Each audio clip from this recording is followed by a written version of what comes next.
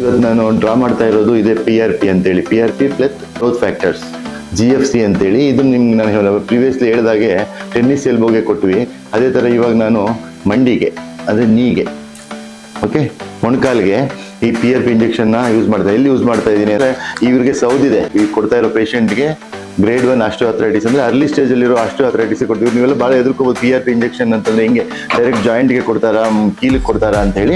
ಇದು ಆ್ಯಕ್ಚುಲಿ ಆ ಥರ ಇಲ್ಲ, ಇದು OPD ಪ್ರೊಸೀಜರ್, ಅಂದರೆ ನಮ್ಮ ಔಟ್ ಪೇಷಂಟ್ ಪ್ರೊಸೀಜರ್ ಇದು, ವೆರಿ ಸಿಂಪ್ಲೆಸ್ಟ್ ಪ್ರೊಸೀಜರ್. ಅವಳು ಪೇಷಂಟ್ ಬ್ಲಡ್ ಡ್ರಾ ಮಾಡಿಕೊಂಡು ಪ್ರಿಪೇರ್ ಮಾಡಾಗಿದೆ. OPD ಸೆಟಪಲ್ಲೇ ಕೊಡ್ತೀನಿ ನಾನು, ಬರೀ ಹಾಫ್ ಅನ್ ಅವರ್ ಆಯ್ತಿದ್ದೆಲ್ಲ ಪ್ರಿಪ್ರೇಷನ್ಗೆ.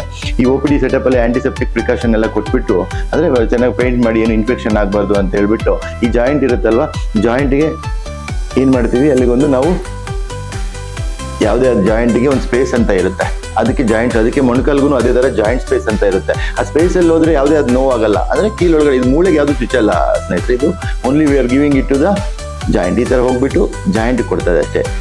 ಅದರಿಂದ ಯೂಶಲಿ ಬೇರೆ ಜಾಯಿಂಟಿಗೆ ಕೊಡೋದಕ್ಕಿಂತ ಮಂಡಿ ಜಾಯಿಂಟಿಗೆ ಕೊಡೋದು ನೋವು ಕಡಿಮೆ, ಯಾಕಂತಂದರೆ ಅಲ್ಲಿ ಜಾಯಿಂಟ್ ಸ್ಪೇಸ್ ಈಸಿಯಾಗಿ ಸಿಗುತ್ತೆ, ಮತ್ತು ದೊಡ್ಡ ಕೀಲಿರೋದ್ರಿಂದ ದೊಡ್ಡ ಜಾಯಿಂಟ್, ಸೊ ಸ್ಪೇಸ್ ಇರುತ್ತೆ. ಓಕೆ, ಪೇಷಂಟ್ ಆರಾಮಾಗಿ ಕಾಲು ನೇತಾಡ್ಕೊಂಡು ಕಟ್ಟೆ ಮೇಲೆ ಅಲ್ಲಾಡಿಸ್ಕೊಂಡು ಕೂತ್ಕೊಂಡೆಲ್ಲ ಆ ಥರ ಕೂತ್ಕೊಂಡಿರೋ 2 ನಿಮಿಷದಲ್ಲಿ ಇಂಜೆಕ್ಷನ್ ಪ್ರೊಸೀಜರ್ ಆಗುತ್ತೆ. ಸೊ ಈ ಸಣ್ಣದ ಇಂಜೆಕ್ಷನ್ನು ಸೊ ಜಾಯಿಂಟ್ಗೆ ಹೋಗ್ಬಿಡುತ್ತೆ, ಅದನ್ನು ನಾವು ಜಾಯಿಂಟ್ ಒಳಗಡೆ ಪುಷ್ ಮಾಡ್ತಾ ಇದ್ದೀವಿ, ಈ ಥರ ಅಷ್ಟೇ ಆ ಥರ ಕೀಲ್ಗೆ ಒಳಗಡೆ ಪುಷ್ ಮಾಡ್ತಾ ಇದ್ದೀವಿ. ಸೊ ಪೇಷಂಟ್ ಯಾವುದೇ ಆಗ್ತಕ್ಕಂಥ ಅಷ್ಟು ಅತಿ ಹೆಚ್ಚು ನೋವು ಏನು ಕಾಣಿಸಲ್ಲ. ಯಾವುದೇ ಬೇರೆ ಥರ ಇಂಜೆಕ್ಷನ್ ಸೊಂಡು ಕೊಟ್ಟಾಗ ಹೇಗಾಗುತ್ತೋ ಅಷ್ಟು ಮಾತ್ರನೇ ಆಗುತ್ತೆ. ಸೊ ಅತಿ ಹೆಚ್ಚು ನೋವು ಅನ್ನೋದಾಗಲಿ ಏನೂ ಇಲ್ಲ. ನೋಡಿ, ಪೇಷಂಟ್ ನಿಮ್ಮ ಜೊತೆ ವಿತೌಟ್ ಎನಿ ಪೇಯ್ನ್, ಯಾವುದೇ ಕಿರ್ಚಾಡಲಿಲ್ಲ, ಏನೂ ಇಲ್ಲ, ಅಷ್ಟೇ ಪೇಯ್ನ್ ಆಗಿದ್ದು. Okay, thank you.